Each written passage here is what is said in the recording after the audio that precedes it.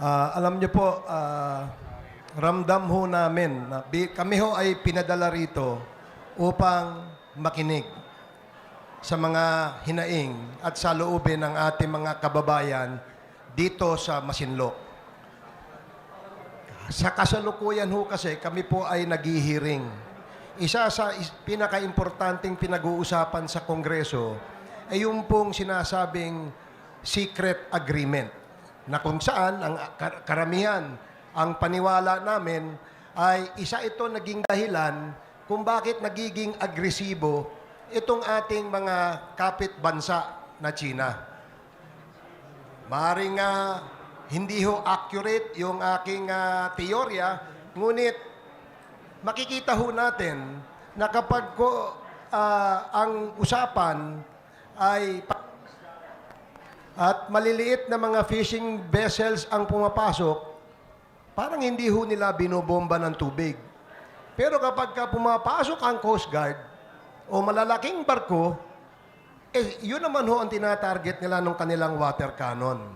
Ngayon, dahil ho sa inyong mga saluubin na ipinahayag ngayong araw dito sa ating public consultation, makakaasa po kayo na lahat po ito, ang Komite ng West Philippine Sea at ang Komite ng National Defense, kami po ay susulat ng report.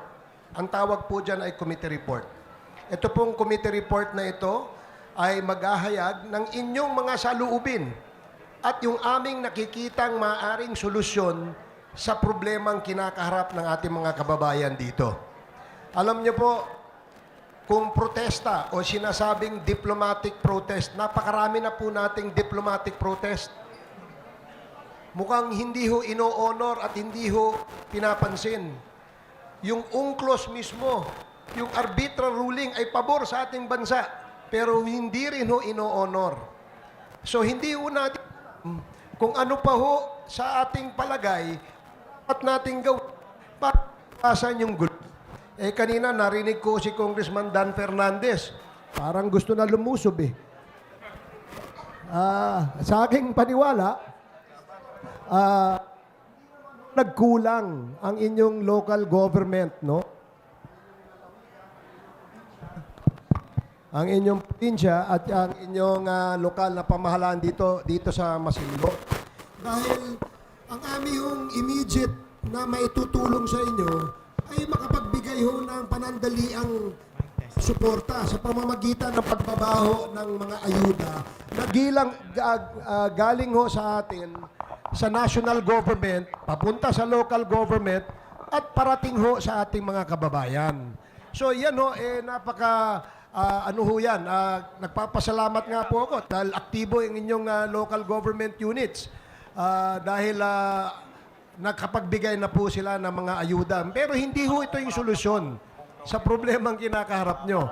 Ang aming hong gagawin dito sa komite, sisiguraduhin ho namin na pag-aaralang mabuti ang aming pulisiya na itutulak nang sa ganun tayo ay bigyang pansinan ng ating kapitbansa.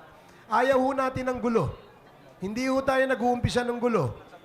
Pero alam nyo po, ang Pilipino, huwag niyong kalabitin. Dahil kahit maliit ang Pilipino, lumalaki rin yan. So, yun po, yun po ang aking punto. No? At ang gusto ko lamang pong iparating, tayo po ay magkaisa, tayo po ay magkaisa, manalangin tayo. Sabi po ni Mayor, manalangin tayo. Sama-sama po tayong manalangin. Dahil itong problemang ito, ay hindi lang problema sa kasalukuyan. Kung hindi ho natin masusolusyonan itong problemang ito, magiging problema ito sa mga susunod na henerasyon. At ayaw po natin mangyari yan dahil tayo ang sisisihin ng mga susunod na henerasyon. Sa amin, sa Kongreso, ang aming layunin, kaya ho kami nagpunta rito, ay pakinggan kayo. Para pag kami ho ay gumawa ng report, sisiguraduhin ho namin na lahat ng aming maisip na pulisiya ang pwede natin gawin sa ating bansa, sa national government, magamit po natin dito pag-solve ditong problema ito. Ang national government, ang ating Pangulo, hindi ho nagkulang.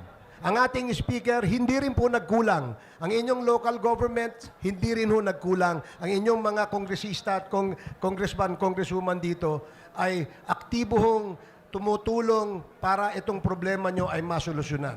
So, yun lamang ang gusto kong iparating, Mr. Chairman, at maraming salamat. Maraming salamat po, Congressman Ace Your- Barbers.